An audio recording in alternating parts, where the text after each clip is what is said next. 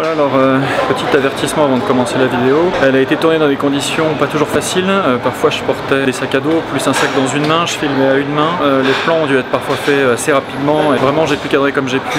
Et puis entre temps, sans faire exprès, j'ai changé la luminosité de l'appareil photo. Donc pendant un moment en fait j'ai filmé des plans beaucoup plus sombres que la normale. Pendant 24 heures je me suis demandé ce qui se passait et puis je viens de découvrir pourquoi ça marchait pas. Donc désolé pour parfois la mauvaise qualité des plans. J'espère que la vidéo vous plaira quand même, que ça vous permettra de découvrir un peu d'autres horizons. Voilà, bonne vidéo.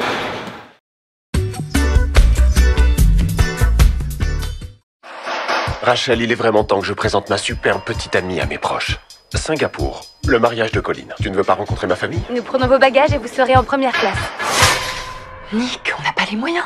Alors ta famille est riche? Disons qu'on est à l'aise. Ça, c'est exactement ce que dirait quelqu'un qui est blindé.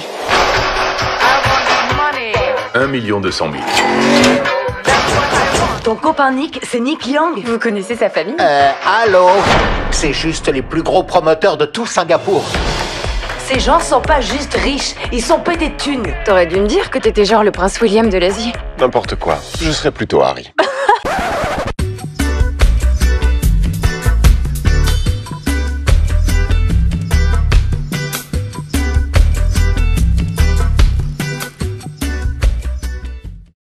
On est dans le bus, on s'était levé à 6 h du matin, on a pris le petit déjeuner, on a fait les affaires, on est parti à 8 h, on a pris un grab et on est à la gare de bus et nous voilà dans le bus. Mais qu'est-ce qu'on fait dans le bus? Bah on va aller à Singapour.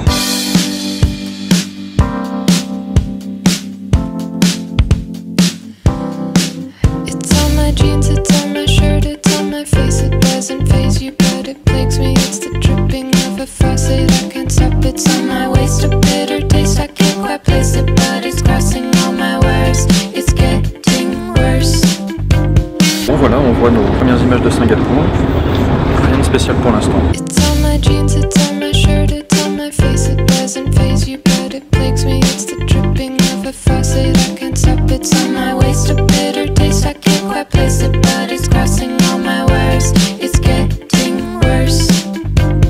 Arrivé dans la chambre d'hôtel, le trajet en taxi a été très intéressant parce que notre chauffeur de taxi nous a dépeint la réalité de Singapour derrière le décor touristique. Derrière se cache en fait une espèce de dictature un peu plutocratique puisque être un citoyen de Singapour, c'est en apparence bien gagner sa vie par rapport à un citoyen européen lambda, mais c'est vivre dans une ville qui a des standards très élevés où tout se périme puisque ici vous n'avez le droit de détenir les biens que vous achetez uniquement pour une certaine durée de temps. Par exemple, un condo ce sera pendant 99 ans, une voiture ce sera pendant 10 ans et après la voiture il faut la rendre et le condo vous le perdez, vous pouvez pas le transmettre à vos enfants et donc les Singapouriens sont obligés de travailler dur en permanence, ils sont soumis aux entreprises et aux hommes politiques qui s'en mettent apparemment plein les poches. C'est très étonnant parce que on a l'impression que Singapour est en avance sur la France. C'est à se demander si la France ne devient pas une plutocratie qui va finir par ressembler un jour à Singapour. Qu'est-ce qu'on attend à Singapour pour qu'il y ait le branle-bas de combat, les gens qui descendent dans la rue, qui arrêtent de travailler, des grèves massives et qui réclament une réelle liberté de penser? Il y a ça aussi.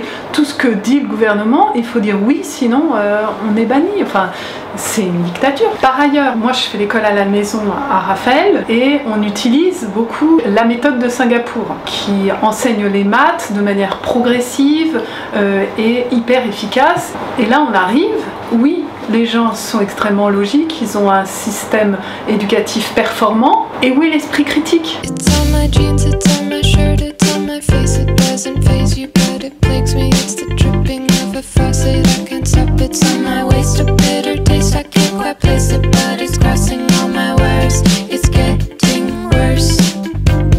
Alors là on arrive au centre de Singapour, c'est vraiment de très larges avenues avec des grands buildings. Kuala c'est un peu ça aussi, sauf que là on se croirait un peu à New York ou à Chicago, alors qu'à Kuala ça garde encore son âme un peu asiatique.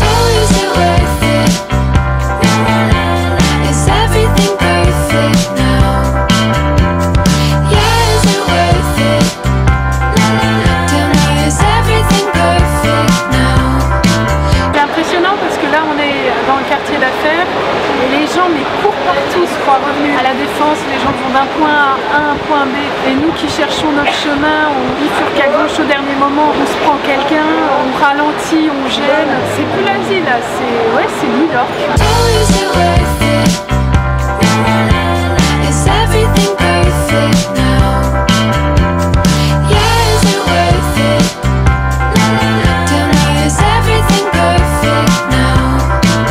quelle ville de m***. Les gens sont désagréables, on retrouve les personnes désagréables au guichet, tu les saoules, ils essayent de te vendre leur truc, si tu l'achètes pas ils te méprisent, ça faisait des siècles qu'on n'avait pas eu ça. On va essayer de surmonter néanmoins un peu le moral en allant voir les points touristiques de Singapour.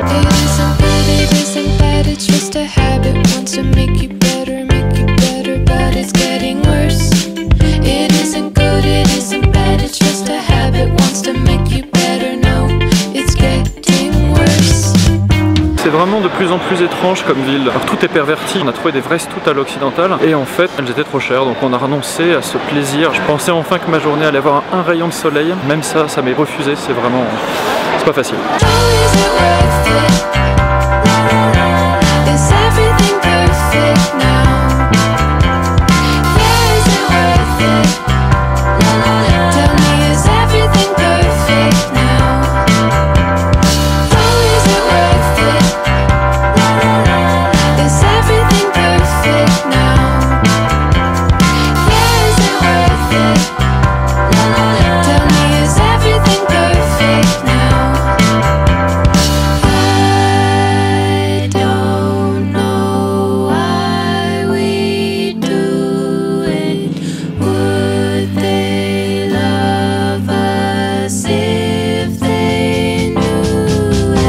Alors je pense que nous sommes victimes d'une attaque zombie qui part droit des buildings qui sont là-bas. Pour une simple raison, vous voyez, c'est que tous les Singapouriens courent dans l'autre sens. C'est l'aberration quoi. On est dans un lieu qui prête à flâner le soir, après le boulot, en prenant un verre. Les gens ils courent dans la journée, on se les prend dans le métro. Le soir, eh ben, ils courent encore et on se les prend encore.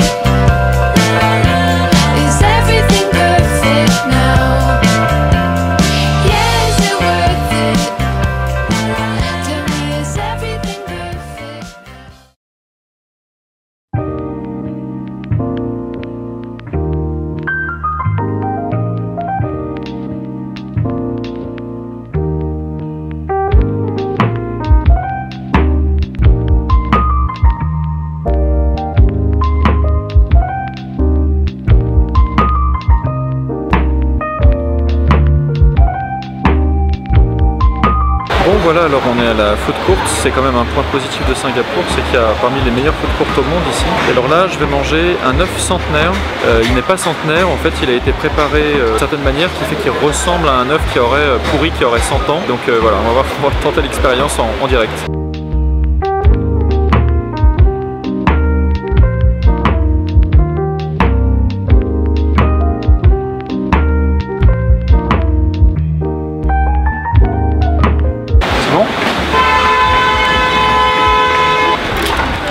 C'est la Chine. Donc sous vos yeux ébahis, je vais manger un œuf centenaire.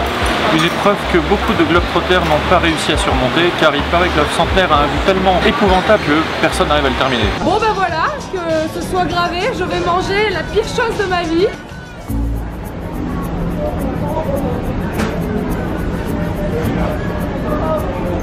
C'est dégueulasse.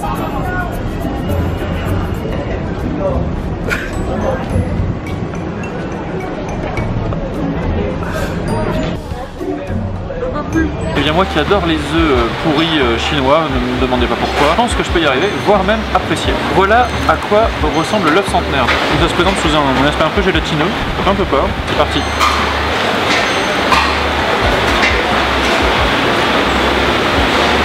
Sans déconner, c'est délicieux, j'adore.